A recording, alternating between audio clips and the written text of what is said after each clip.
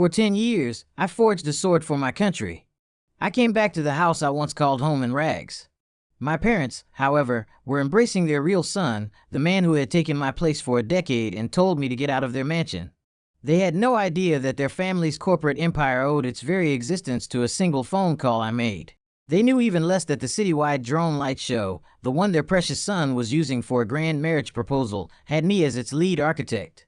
And that on that night, my childhood sweetheart, the ice-cold CEO, would walk through the adoring crowds under the gaze of thousands just to come to me and say, "Jake, welcome home." Chapter 1. You've got a lot of nerve showing your face here. The sharp voice, like an icicle dipped in venom, stabbed into my ears. I stood in the center of the Hayes family's dazzling grand foyer, still wearing the faded, worn-out hoodie I traveled in. The duffel bag at my feet was caked with the dust of a long journey. 10 years, for 10 long years, I had thrown myself into Project Aegis, the nation's most classified defense initiative. I was cut off from the world with no news in or out. Now, with the project's first phase complete, I'd finally been granted a month of leave. I had rushed back, my heart racing with anticipation. But what greeted me wasn't a family's warm embrace, but a house full of strangers and hostility. The woman who spoke was my mother, Elena Hayes. Dressed in an expensive couture gown, she was affectionately holding the arm of a young man in a tailored suit. The way she looked at me was with the same disgust one might reserve for a piece of trash. I'd never seen the man before, but there was a 7/10 resemblance to my father, Robert Hayes, in his features. My heart sank like a stone. My father stood up from the sofa, his face dark enough to wring water from. He pointed at the man beside me, his voice devoid of any warmth. "Jake, I'd like you to meet Leo Hayes. He is my biological son. There was a mix-up at the hospital 26 years ago. He is the true heir to the Hayes family." A roar filled my ears and my mind went blank. My blood felt like it had turned to ice. A chilling cold seeping into every limb. I looked at my father, then my mother, and finally my gaze fell on my sister, Ashley Hayes, who was hiding behind Leo and glaring at me with contempt.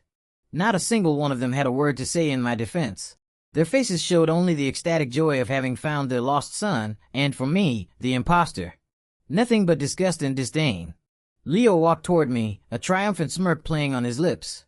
He clapped me on the shoulder, the force heavy and humiliating. "Bro, oh wait, I should call you Jake now. Thanks for taking care of my folks all these years. But I'm back now, and there's no place for you here anymore." He leaned in close, his voice a whisper only I could hear. "That includes your little childhood sweetheart, Sophia Vance. I'll be taking her back, too. A burnout like you, who's been off-grid for a decade, doesn't deserve her." Looking at his smug, gloating face, the last shred of familial affection, I held on to shattered completely. I laughed. It wasn't a laugh of anger, but of a detached calm, the kind you feel when observing an insignificant insect. "Take her back. You have no idea why Sophia is the unshakable CEO of Advance Corporation, do you? You have no idea how the Hayes family business grew from a small workshop into the titan it is today. Ignorance truly is a sin. Here's $500,000. My mother, Eleanor, said as she walked over. She tossed a credit card at my feet, her posture dripping with arrogance. "Consider a compensation for the 10 years we raised you. Take the money and get out. Don't ever show your face to us again." My sister Ashley chimed in with a shrill voice. "Exactly. You're a fake. Hasn't mooching off our family for 10 years been enough? Get lost. Just looking at you is bad luck." I didn't even glance at the card on the floor. I just looked at them calmly, at the couple I once believed were my loving parents and the sister I had once adored. Their faces under the glittering crystal chandeliers seemed so alien, so ugly. 10 years ago, I was the valedictorian of my state and accepted into MIT. Just before graduation, I was selected by Dr. Shah to join the nation's most critical research initiative. Before I left, I used my professor's connections to link my father, then just a small-time businessman, with the influential Mr. Costello, putting him on the fast track. Over the past decade, whenever the family business faced a crisis, I anonymously provided solutions and critical intelligence through encrypted emails. I thought I was protecting my family. It turned out to be nothing but a joke. "I don't need the money," I said slowly, my voice not loud, but it carried clearly through the hall. "From this day forward, I have nothing to do with the Hayes family." With that, I didn't spare them another look. I bent down, picked up my worn duffel bag, and turned toward the door. Behind me, I heard Leo sneer, putting on a brave face with no money and no connections. "Let's see how long you last." My father's voice was as hard as iron. Alfred, throw all of his things out. The Hayes family doesn't keep traces of failures. I pulled open the heavy, ornate doors. A cold wind blew in, scattering my exhaustion and waking me up completely. Fina, for now on, I am just Jake. Jake, a servant of the nation. Chapter 2. I walked out of the mansion into the deep night. Behind me, the main door slammed shut with a loud bang, courtesy of the butler, sealing off the sounds of their cheerful celebration. My sister, Ashley, followed me out, standing on the top step with her arms crossed, looking down at me. Oh, leaving so soon? I thought you'd try to stick around a little longer. What's wrong? Nowhere to go. Need me to call an Uber for you? Oh, right. A guy who just crawled out of the mountains. Probably doesn't know how to use an app, huh? She laughed, her face a mask of malicious glee. I ignored her and took out a plain black unmarked phone, pressing a button on the side. Initiate Protocol 1. Rendezvous at Point Alpha, I said quietly into the device. Ashley's mocking expression deepened. Haha. Still putting on act. Who are you even calling? You don't actually think your childhood flame Sophia Vance is coming to get you, do you? Dream on. She's with my brother right now. Just as she finished speaking, the low rumble of a powerful engine grew closer. A black Lincoln Navigator glided to a silent stop in front of me. Its body lines were smooth and imposing with a solid sheen in the dim light. The model looked ordinary, but anyone who knew cars could tell this was not a commercially available version. Ashley sneered. Seriously? I thought it was some supercar. Turns out it's just a lame SUV. Jake, your taste in Ubers is so patriotic. I didn't respond, simply opening the door and getting in. The interior was spacious with custom-fitted seats designed to minimize fatigue from long journeys. The driver, dressed in a severe dark suit, was expressionless, but his eyes were sharp as a hawk. Just as the Navigator was about to pull away, a fire-red Ferrari sports car roared up, executing a perfect drift to stop right beside us. The window lowered, revealing a face of stunning cold beauty. It was Sophia Vance. She was wearing a black professional power suit, her makeup flawless, but her eyes were like two bottomless icy pools. She just stared at me, silent. But the emotions swirling in their depths were more complex than any words. 10 years, and she had become even more striking and even colder. Standing on the steps, Ashley's face immediately shifted to a fawning smile. Sophia, you're here. My brother is waiting for you inside. Sophia didn't even glance at her. Her gaze was locked on me. After a long moment, her lips parted, her voice cool. Get in my car. I shook my head. No need. I have a ride. Sophia's brow furrowed instantly, and the temperature inside her car seemed to drop several degrees. She looked like she wanted to say more, but held back. Send me the address. She clipped out before raising the window. With a press of the accelerator, the red sports car shot away like an arrow. The Navigator pulled away smoothly in its wake. Ashley was left standing there, the smile frozen on her face as she watched the two cars disappear. Just then, a Lamborghini carrying a few rich kids happened to drive by. The blonde guy in the passenger seat was about to whistle when he caught sight of the Navigator's license plate. He slammed on the brakes so hard he nearly rear-ended his friend. Holy crap, is that a G2 plate? You got to be kidding me. The guy was so scared the cigarette fell from his hand onto his pants. His friend was confused. What's the big deal, Kevin? It's just an SUV.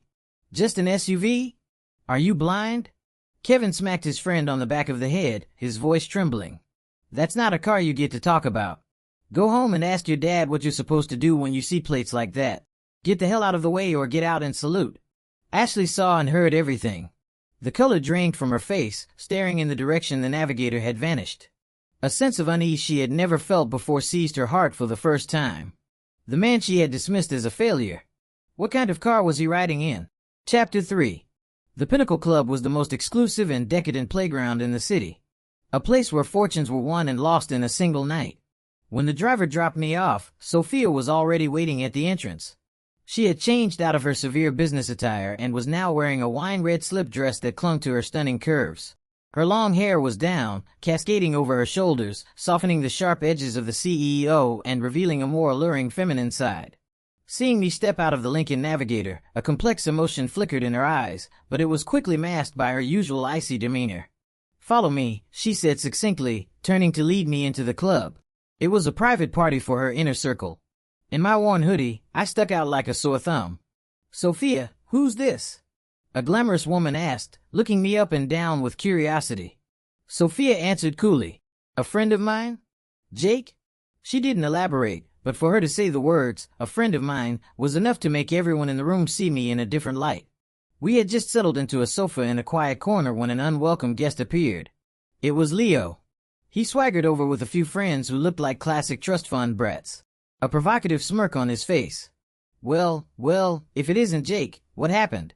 Get kicked out of the house and now you're latching onto our Sophia. He deliberately emphasized the word our. Sophia's expression turned glacial in an instant. Leo, watch your mouth. What did I say, Sophia? Leo feigned innocence, spreading his hands. I'm just showing some concern for my future brother-in-law. Oh, wait. You're nothing now, are you? One of the guys behind him, a blonde kid, chimed in. Leo's right. A failure who got thrown out by the Hayes family has no right to be sitting here, especially with the CEO herself. With that, he picked up a glass of whiskey and thrust in front of me. Look, kid, if you want to hang around, you can drink this and apologize to Leo. The atmosphere in our booth froze. All eyes were on me. Some pitiful, some mocking, but most were just eager to watch the drama unfold. I didn't move. I didn't even bother to look up. Getting angry at this clown would be a loss on my part. But Sophia couldn't stand it.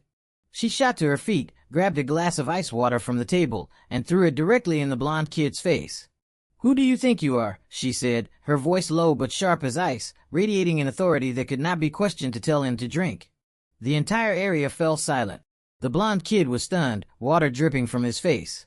Leo's expression turned ugly. Sophia, you do this to me for a failure like him. Leo's voice was laced with jealousy and rage. Sophia let out a cold laugh. She suddenly sat back down beside me, picked up a perfectly chilled jumbo shrimp, and in front of everyone, used her slender fingers to slowly peel it.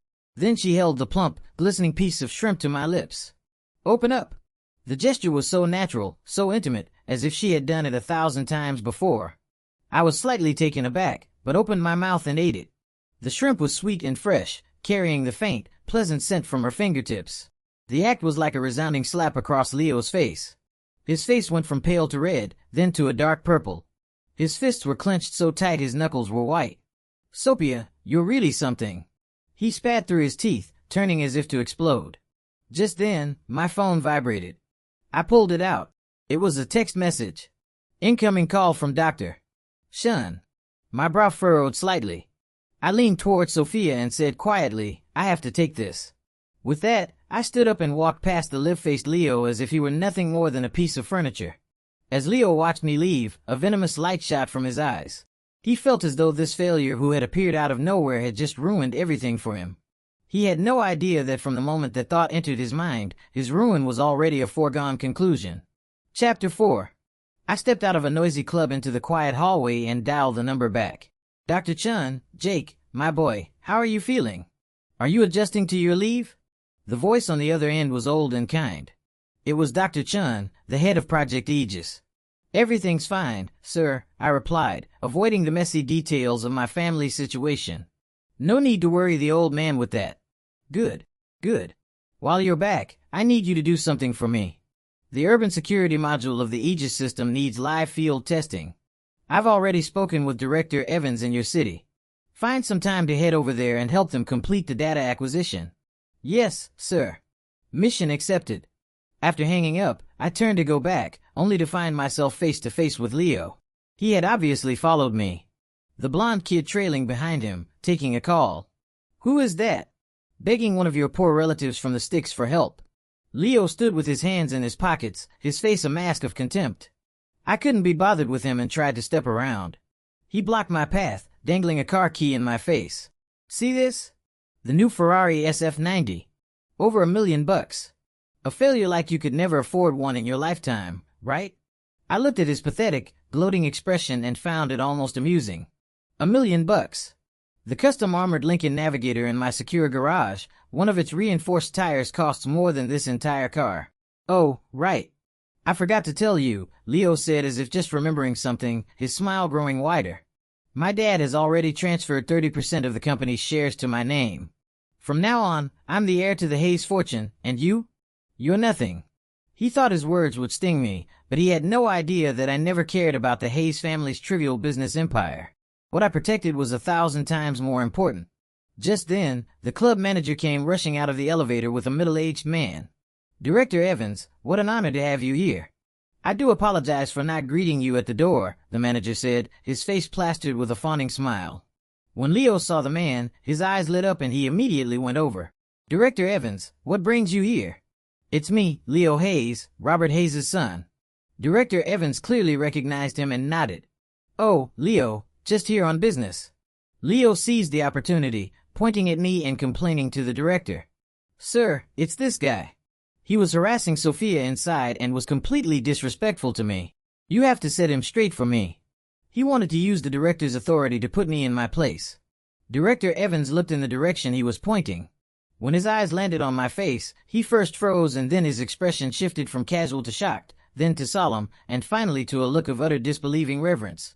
To the astonishment of Leo and the blonde kid, the man who held so much power in this city strode quickly toward me, clicked his heels together, stood ramrod straight, and gave me a perfect crisp salute. "Lead architect." "Sir, what are you doing here?" His voice was loud, laced with an almost imperceptible mix of tension and excitement. "Lead architect." The smile on Leo's face froze solid. His eyes looked like they were about to pop out of his head. I looked at Director Evans and gave a calm nod. "Director, I'm just here to see a friend." Of course, of course." Director Evans quickly dropped his hand, his posture incredibly deferential, almost eager to please. "Sir, you're on leave. It's a failure on our part not to have arranged a proper reception. I'll make the arrangements right away." "That won't be necessary." I cut him off. "I prefer the quiet." "Understood." "Absolutely, Director." Evans nodded repeatedly. Then he spun around, his gaze as sharp as a knife as it landed on Leo. "You were saying," he growled, his voice thick with anger, "that the lead architect was harassing you." Leo trembled, unable to form a coherent sentence. "And no, Director, I was just kidding." He never would have dreamed that the man he saw as a worthless failure could command such respect from Director Evans. "Lead architect." "Lead architect of what?" A massive question mark and a boundless terror exploded in Leo's mind simultaneously. Chapter 5. The incident with Director Evans was just a small interruption. For Leo, however, the impact was world-shattering. When I returned to the booth, the look in his eyes had changed from contempt to a complex mixture of fear and venom.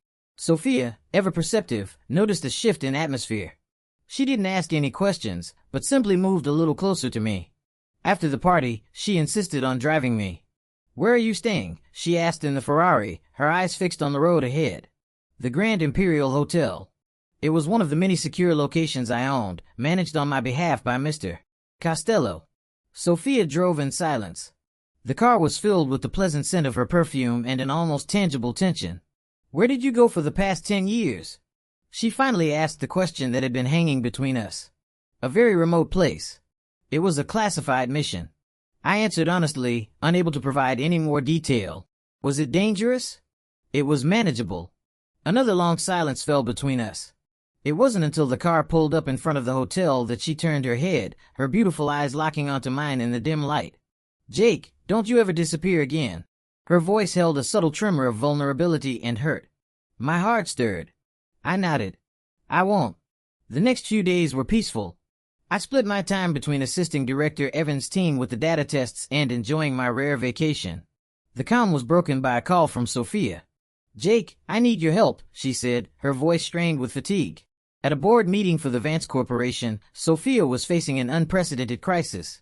Several shareholders, led by the Hayes family, had colluded with Vance Corp's biggest rival, Horizon Group, in a hostile takeover attempt to force Sophia out. The linchman of their plan was a minority shareholder with a 5% stake, Mr. Costello, the same man who had been my father's key to success. If he sided with him, Sophia would lose her controlling interest in the company.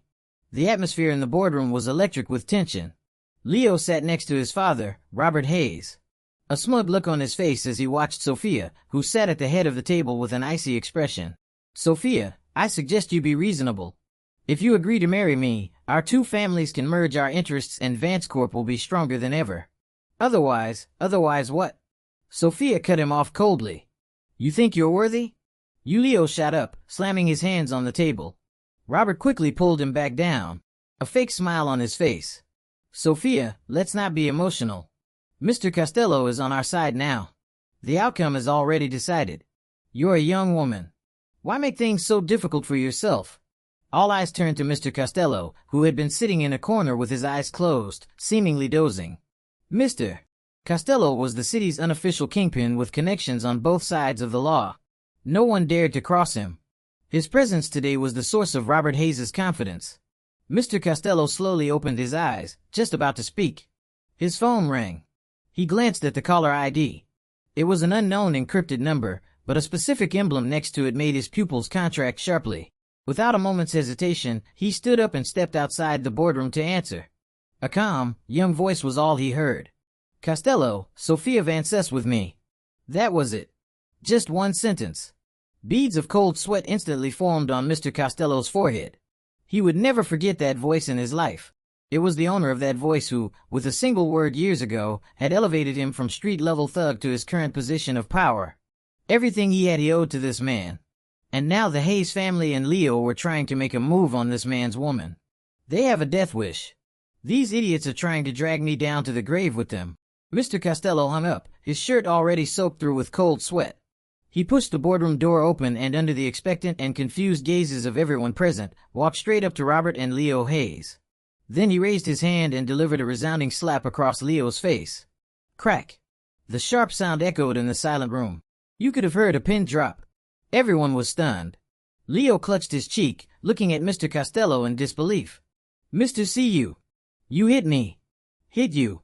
Mr. Costello slapped him again with the back of his hand, his eyes burning with a murderous rage. I'm going to kill you today, you worthless little punk. He pointed a trembling finger at Robert Hayes and roared. And you, Robert Hayes, have you lost your goddamn mind? You dare to go against Miss Vance? As of today, all business between us is terminated and you just wait. If I don't bankrupt your family within 3 days, my name isn't Costello. Finished. He spun around and faced Sophia, who was just as stunned as everyone else. He bowed a full 90 degrees, his voice filled with reverence. Miss Vance, I'm so sorry. I was blind, deceived by these greedy fools. From this day forward, my organization, everything I have is at your disposal. Just say the word. The boardroom was utterly, deathly silent. Sophia stared at the unbelievable scene unfolding before her. The calm face of Jake and his words, I'll handle it, flashed in her mind. Her heart began to beat uncontrollably fast. Chapter 6. The crisis at the Vance Corporation was resolved in the most bizarre way imaginable. The Hayes father and son were thrown out of the boardroom in disgrace, and Leo became the laughingstock of the entire business community. He couldn't understand it. No matter how he tried, he couldn't figure out why Mr. Costello had done a complete 180. He blamed it all on Jake. A sick, twisted jealousy and hatred began to fester inside him. He swore to himself that he would crush Jake under his heel and take everything that was his. His opportunity, he thought, came soon enough. Sophia's birthday was approaching. Leo decided he would throw her the most extravagant public proposal the city had ever seen. He wanted everyone to know that Sophia Vance was his woman. It was his way of declaring war on Jake. He liquidated nearly all of the Hayes Corporation's available capital to bribe the management of the Central City Plaza and hire the region's largest drone performance company. On the night of her birthday, Pioneer Square was packed. A massive crowd had gathered, drawn by rumors of a multi-million-dollar romantic gesture. Leo stood on a temporary stage in the center of the plaza, holding a huge bouquet of blue roses, looking dapper and confident in a tuxedo. He was certain no woman could refuse a spectacle of this magnitude. Robert and Eleanor Hayes stood in the crowd, their faces beaming with pride. Look at my son, so capable. What does that Jake have to compete with him? Eleanor boasted to the other wealthy socialites around her. At exactly 8:00 p.m. with a snap of Leo's fingers, over 1,000 drones lifted into the sky in unison. They formed a gigantic lifelike portrait of Sophia against the night canvas. Gasps of amazement rippled through the crowd. Then the drones shifted formation, creating 3 massive glowing words. Marry me, Sophia. The dazzling lights illuminated the entire night sky. Leo raised a microphone to his lips and shouted with passion, Sophia, I love you. Be mine. All the spotlights swiveled to the entrance of the plaza. Sophia appeared. She was in a black gown as stunning and unapproachable as a queen of the night. Her arrival captured everyone's attention. The smile on Leo's face widened. He opened his arms, ready to embrace his queen. But Sophia didn't even look at him. Her gaze traveled across the dense crowd past the brilliant lights and landed with perfect precision on a figure in the most inconspicuous corner of the plaza. A man in a simple worn hoodie was standing there. Jake, he looked like an ordinary person who had accidentally wandered into a fairy tale, quietly observing the drone show with a neutral expression. The flight control system is sloppy. The logic algorithm is crude. And the pathing is inefficient. There's at least a 3% risk of collision. Amateur. As he was critiquing the display in his head, he saw Sophia move. She ignored Leo and his outstretched arms on the stage, ignored the shocked stares of everyone around her, and began walking step by steady step in his direction. Time seemed to stand still. The entire world, with all its noise and glamour, became nothing more than a backdrop for her. She walked right up to me and stopped under the watchful eyes of thousands. She reached out and gently straightened the slightly wrinkled collar of my hoodie. Then she stood on her tiptoes, leaned close to my ear, and whispered in a voice only I could hear. "This light show is hideous. I hate it." She pulled back a step while Leo's face twisted in a mask of jealousy and humiliation. And while the entire plaza was shrouded in a dead silence, she took my hand in hers. And then she kissed me. In that instant, all the man-made romance in the night sky faded to black. Chapter 7. The atmosphere in the plaza became excruciatingly awkward. Leo stood on the stage like a clown, abandoned by the entire world. The blue roses in his hands fell and scattered at his feet. Sophia. Jake. He squeezed the names through his clenched teeth. His eyes bloodshot, his sanity incinerated by the flames of jealousy. He leaped off the stage and charged toward us like a madman. "I'll kill you, you worthless piece of trash." He swung his fist, aiming straight for my face. Sophia's expression changed and she instinctively moved to stand in front of me. I gently pulled her behind me. My eyes calmly fixed on the approaching Leo. Pathetic. A split second before Leo's fist could connect, everything changed. Several people who had been mingling in the crowd, appearing to be ordinary bystanders, suddenly sprang into action. They moved with the speed of lightning. In a blur of motion, they intercepted Leo just as he reached me, slamming him to the ground and pinning him there. One of the agents pressed a knee hard into his back, immobilizing him completely. "Let me go." "Who the hell are you people?" Leo struggled and screamed, his voice raw with fury. One of the men, dressed in a plain jacket, pulled a badge from his coat and flashed it in Leo's face. "Department of State, Diplomatic Security Service. Leo Hayes, you are being detained for threatening a protected national asset. You're coming with us." The agent's voice wasn't loud, but it hit Leo like a bucket of ice water, extinguishing his rage. DSS, a protected national asset. He looked up in disbelief at me, standing there completely unharmed, his eyes filled with a new, terrifying confusion. The commotion quickly drew the attention of Robert and Eleanor, who were still fuming over their son's public humiliation. They pushed through the crowd and saw their son pinned to the ground by several strangers. They immediately lost it. "What are you doing? Let go of my son. Is there no law in this country?" Eleanor shrieked, trying to rush forward. Robert bellowed. "I'm Robert Hayes of the Hayes Corporation. I don't care who you are. Release my son immediately or I'll make sure you regret it." The lead agent gave him a cold glance, completely unfazed. "Jake, this has to be your doing." Eleanor redirected her fury at me. "You ungrateful brat. We raised you for 10 years, and this is how you repay us? You'll burn for this." I looked at her face twisted with rage and felt a profound chill. I took out my phone and dialed Director Evans. "Director Pioneer Square, I have civilians obstructing a federal operation." Director Evans on the other end was clearly startled. "I'm sending units immediately." In less than 10 minutes, a dozen police cars, sirens wailing, surrounded the entire plaza. Director Evans led the charge himself. The moment he stepped out of his car, he saw Leo on the ground and the grim-faced plainclothes agents. His heart sank. He knew this was serious. "Lead architect," he said, rushing over to me and saluting. "What's the situation?" "By the book, Director," I said calmly. "Yes, sir." Evans turned and gave a sharp command. "Take anyone obstructing this operation into custody. All of them." Robert and Eleanor tried to raise hell, but they were quickly flanked by 2 officers each and restrained, their protests useless. "Jake, you monster. I'm your father." Robert continued to shout in vain. I watched him being forced into the back of a police car, my expression unchanging. From the moment they threw me out of their house, they were no longer my parents. Chapter 8. Leo was taken into federal custody and Robert and Eleanor Hayes were detained for obstruction of justice. The Hayes family was turned upside down overnight, and the Hayes Corporation, the catalyst for it all, was about to face its apocalypse. Mr. Costello's revenge was swift and brutal. He mobilized his entire network, every resource at his disposal, and launched an all-out assault on the corporation. Supply chains were cut, banks recalled their loans, and business partners terminated their contracts en masse. In just 3 days, the Hayes Corporation stock plummeted, hitting zero value. Its capital chain snapped, and it was pushed to the brink of bankruptcy. When Robert and Eleanor were released from custody, this was the disaster that awaited them. They tried everything, begged everyone they knew, but no one dared to offer them a lifeline. The word was out. They had offended someone even Mr. Costello was terrified of. In their desperation, they turned to their last resort, Mr. Costello himself. They took what little cash they had left and went to his corporate headquarters. They knelt at the entrance, begging him for mercy. Mr. Costello refused to see them, sending his secretary with a simple message. Tell them to get lost. The Hayeses were utterly broken. Back at the office, panic had set in. Employees were scrambling to find new jobs. Amid the chaos, Robert's longtime executive assistant, a young woman named Shun, was clearing out old files when she stumbled upon an encrypted folder. The folder was named Patron. Curiosity piqued. She opened it. Inside were over a dozen emails spanning the last 10 years. Each email had arrived at a moment of dire crisis for the Hayes Corporation, providing precise guidance and ingenious solutions.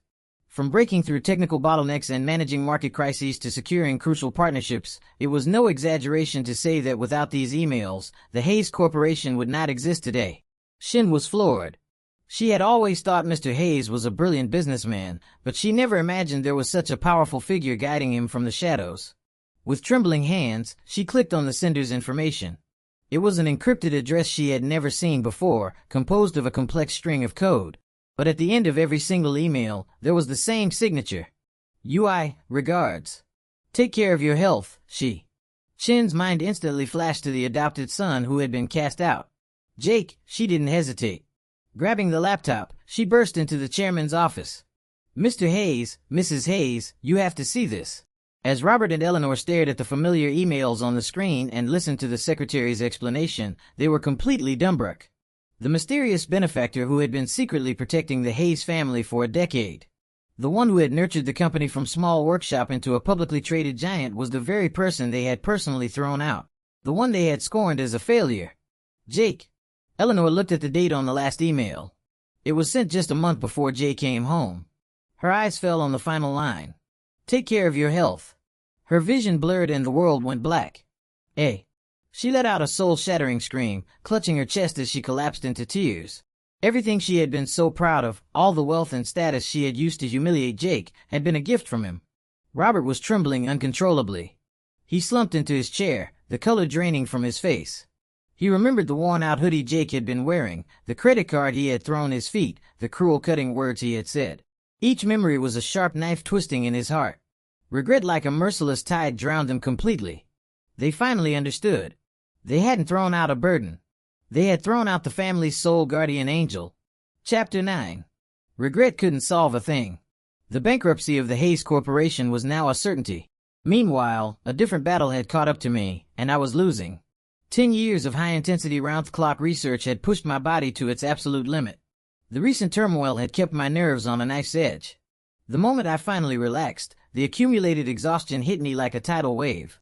I collapsed in my hotel room without any warning. When I woke up, I was in a bright, clean private hospital room. The air smelled of antiseptic and N4-line was attached to the back of my hand. Sophia was asleep in a chair by my bed, her head resting on her arms. There were faint dark circles under her eyes and her brow was furrowed in a troubled sleep. I shifted slightly and she woke up instantly. Jake, you're awake. Her eyes first lit up with joy, which was quickly replaced by a wave of fear and worry. You scared me to death. The doctor said you were suffering from severe exhaustion. If they'd found you any later, it would have been critical. Seeing her frantic expression warmed my heart. I am your Fina. Don't say you're fine. Her eyes turned red, her voice cracking. Do you have any idea you were unconscious for 2 days? It was only then that I realized this was no ordinary hospital. In the hallway outside my room, armed soldiers stood guard at regular intervals. The few doctors and nurses who walked by were high-ranking military personnel. This was Walter Reed National Military Medical Center, the most prestigious military hospital in the country. How did I get here? I asked, confused. Dr. Chen arranged it, Sophia said, tucking the blanket around me. He knew the moment you collapsed.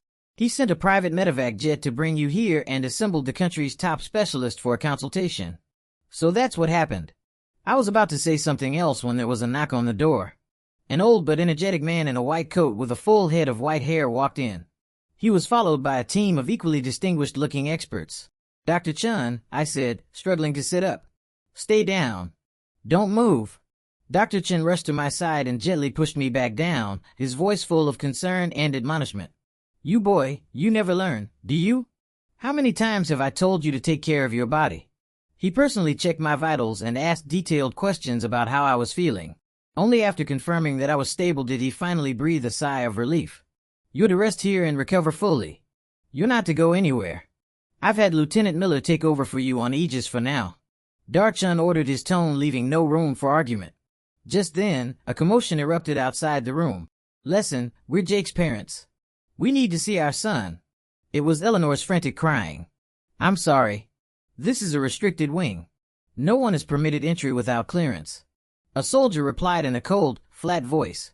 We're his parents. What kind of clearance do we need to see our own son?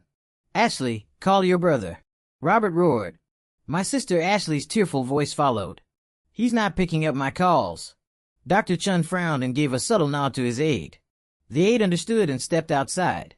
A moment later, the noise in the hallway ceased. The Hayes family was escorted from the premises.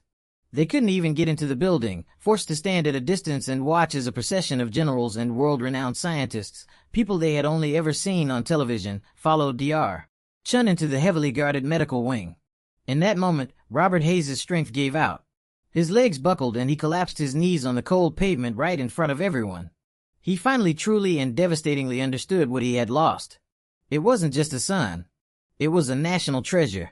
A man so far above him that he wasn't even worthy of looking up to. Chapter 10. I spent 2 weeks in the hospital. During that time, Sophia barely left my side. She cleared her entire schedule, personally preparing all my meals and keeping me company. It was as if the iceberg had finally melted with me. She showed a tenderness and vulnerability I had never seen before. On the day I was discharged, the people I least wanted to see were there. Robert, Eleanor, and Ashley were waiting at the hospital entrance, looking haggard and broken. The Hayes Corporation had officially been liquidated. The mansion had been seized by the court. In just a few weeks, they had fallen from the highest ISS of society to the very bottom. The moment they saw Sophia and me, they rushed forward. Thought all three of them dropped to their knees in front of me. Jake, we were wrong. We were so blind, so stupid. Eleanor cried hysterically, clutching at my leg and refusing to let go. Please forgive us. Give us another chance. We're your family. Jake. Ashley was sobbing, holding onto the corner of my jacket. I was wrong. I was awful.